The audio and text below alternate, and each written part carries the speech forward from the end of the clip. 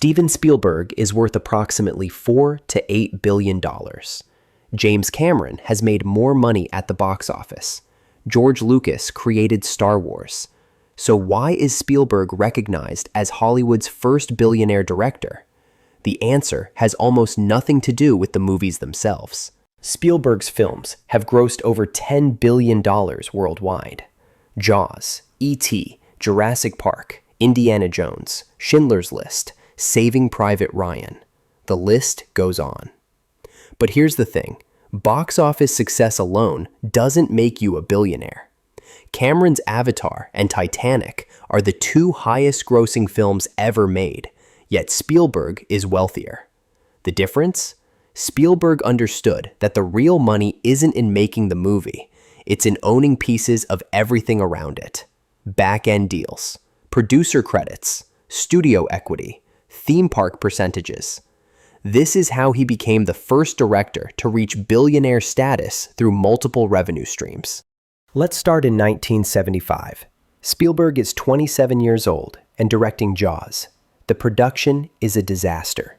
The mechanical shark keeps breaking down. The budget balloons. Universal executives are nervous. But Spielberg negotiated back-end points, a percentage of the film's profits. Jaws makes $470 million worldwide against a $9 million budget. Spielberg earns several million from his back-end deal.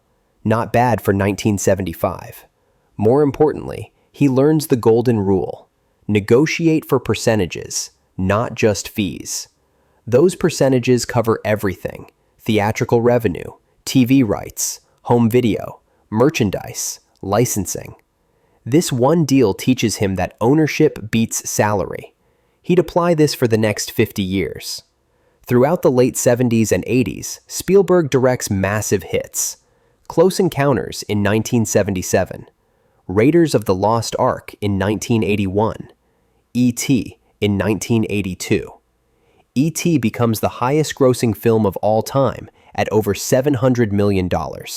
Spielberg reportedly earns around $40 million from back-end deals when accounting for all revenue streams.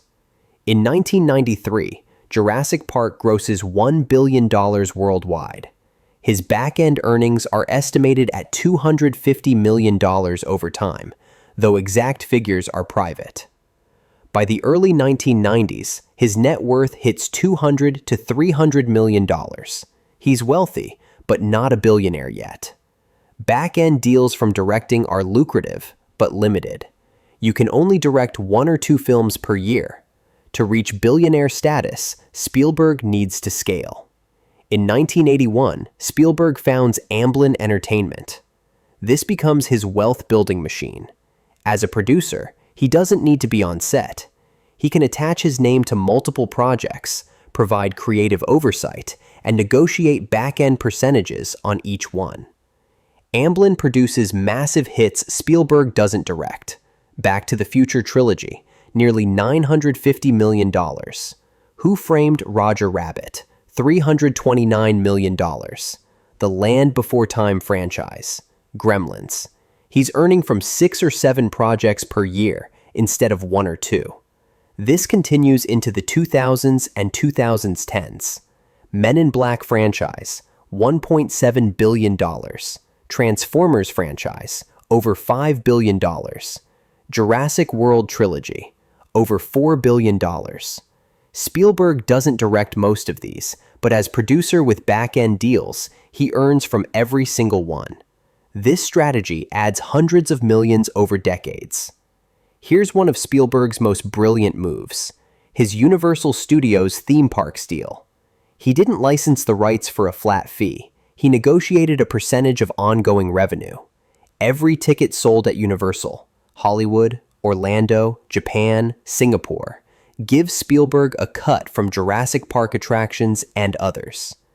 Industry estimates approximately $50 million per year from theme parks alone, though exact figures are private. Conservative math, $50 million yearly over 30 years equals $1.5 billion in theme park income. That's passive income, 365 days a year without lifting a finger. In 1994, Spielberg co-founded DreamWorks SKG with Jeffrey Katzenberg and David Geffen. This isn't just a production company, it's a full studio. And here's why it matters. Studio ownership equity. When you direct for Warner Brothers, you can get back-end deals, but you don't own the studio. When you are the studio, you own a piece of everything. DreamWorks produces hits like American Beauty and Gladiator, both Best Picture winners. Saving Private Ryan grosses $482 million. But the real jackpot? DreamWorks Animation. Major franchises: Shrek, nearly $3 billion across 4 films; Madagascar, over $2 billion; Kung Fu Panda, over $2 billion; How to Train Your Dragon, over $1.6 billion. In 2016, NBC Universal buys DreamWorks Animation for $3.8 billion. Spielberg's estimated 5 to 8% stake means approximately $150 to $200 million from just this sale. Add operational profits from before 2016, another estimated $100 to $150 million. The live-action studio also went through various deals. Paramount acquired portions in 2005. Later restructurings generated more payouts. Total DreamWorks earnings for Spielberg, estimated $400 to $500 million, though exact figures remain confidential. He wasn't just making movies, he was building and selling studios.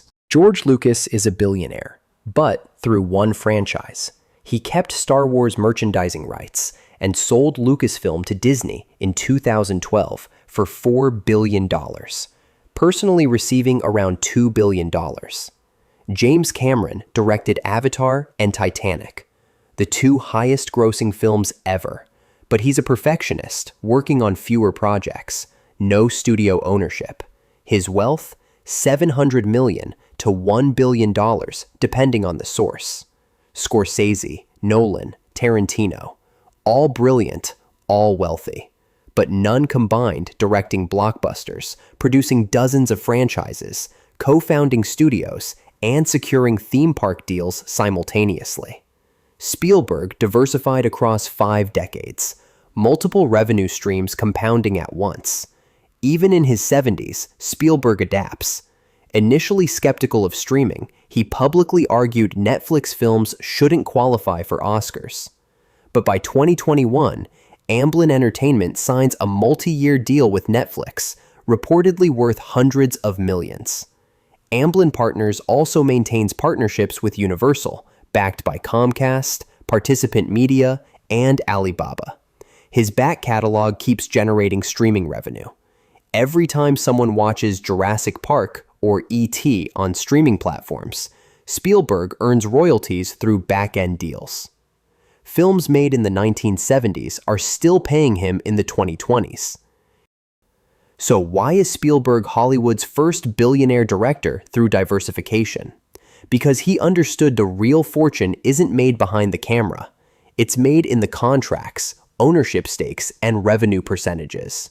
Lucas became a billionaire through one massive franchise, but Spielberg was the first to build it through diversified entertainment ventures, directing, producing, studio ownership, and licensing deals combined into one powerful formula. That's the difference between being a great artist and being a billionaire artist through diversification.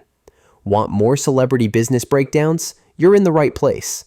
Hit subscribe on Celebpreneurs and drop a comment telling me which celebrity's business empire you want me to break down next.